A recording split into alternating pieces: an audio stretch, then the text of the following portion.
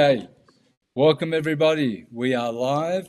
I'm with Julio again, my good friend, and we already have done a part one to this, talking syncretism.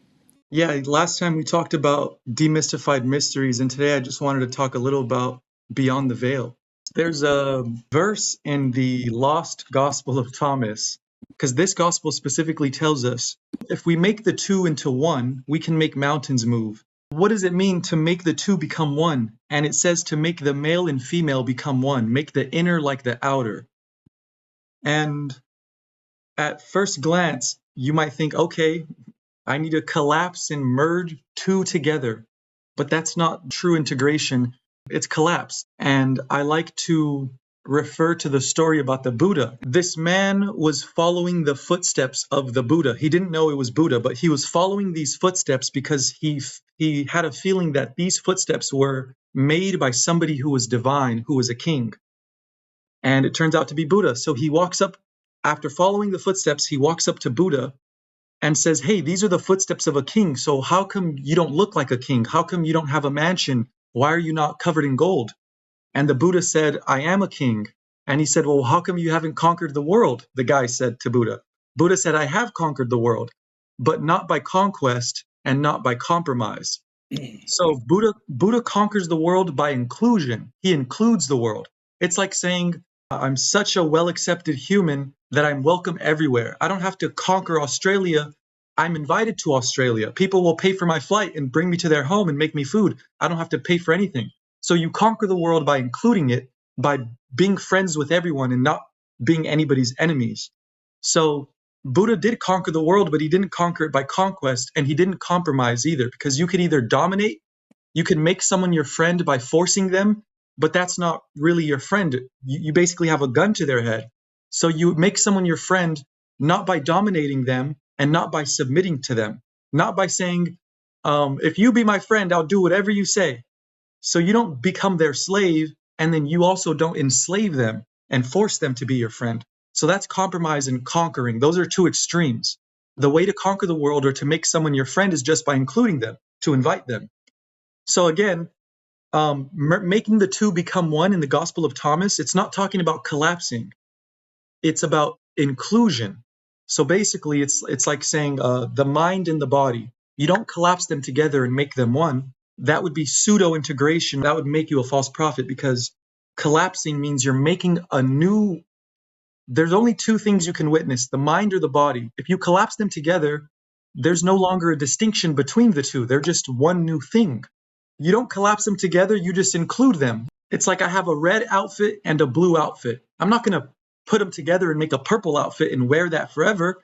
I'm going to include them both into my closet so I can wear the red outfit when I want or wear the blue outfit. Or like a garage. I have a blue car and a red car. I can include both of them into my garage. I don't have to drive both of them at the same time. You have two cars. So the goal is not to only drive the red car or only drive the blue or make a new one called a purple car and get rid of the red and blue. You still have a red, you still have a blue, you even have a purple one. The point is to include them all. And that would be what it means to make the two become one. Instead of awareness, which is meta-awareness, you can have meta-state awareness, which means awareness of the states, or meta-lucid agency. Because it's one thing to be aware of the state that you're in. It's another thing to be aware of all the states. And then it's another thing to have control of which state you're in. And one example of what I'm talking about, because or else I just sound crazy, is this right here. The first ever guide to lucid kingship, the full map of consciousness. So there's only two states, two normal states, which are at the top, awake and asleep. And then there's two hybrid states, which means lucid waking, lucid dreaming.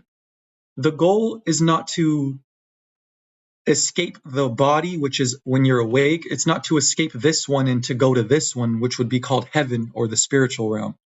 It's not even to combine them and create a third one. It would be to be able to move back and forth between all of them, which is why I said, again, Jesus has the keys to heaven and earth. He doesn't just have the keys to heaven. He's able to go across and overlap states at will. So this is called meta-lucid agency, the ability to observe, navigate, and overlap states at will. So I have at the bottom, lucidity is awareness within a state. Lucid dream, but that's just one state. That's lucid dreaming. That's just you knowing that you're in a dream. It's not a regular dream or you when you're awake. It's a lucid dream. It's a hybrid.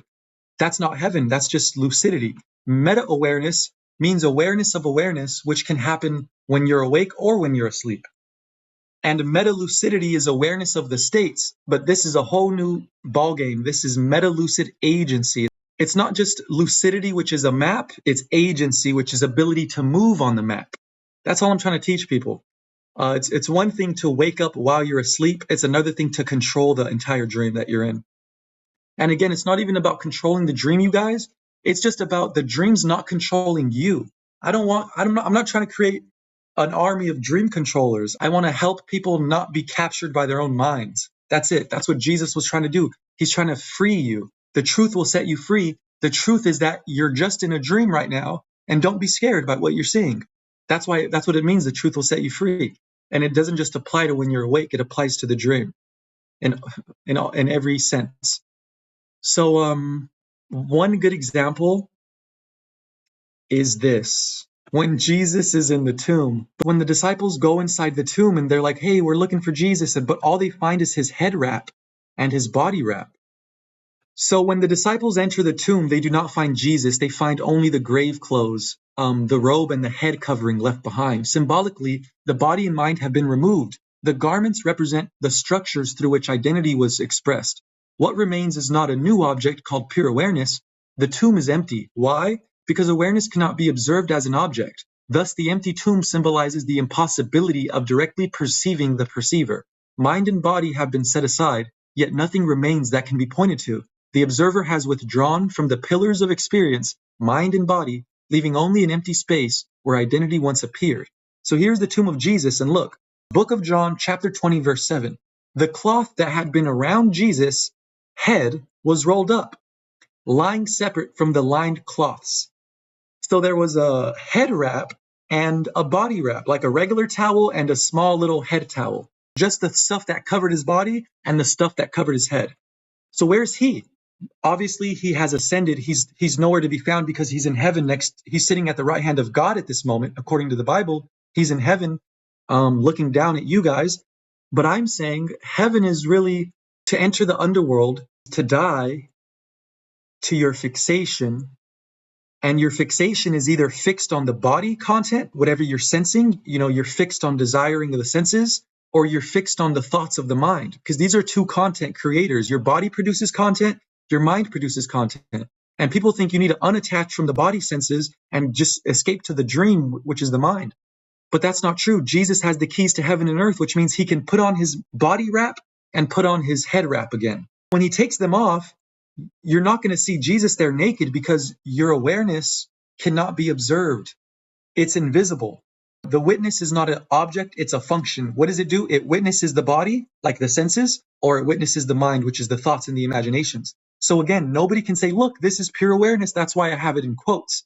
This is quote unquote pure awareness. It does not exist. And that's why Jesus is not in the tomb when his disciples enter.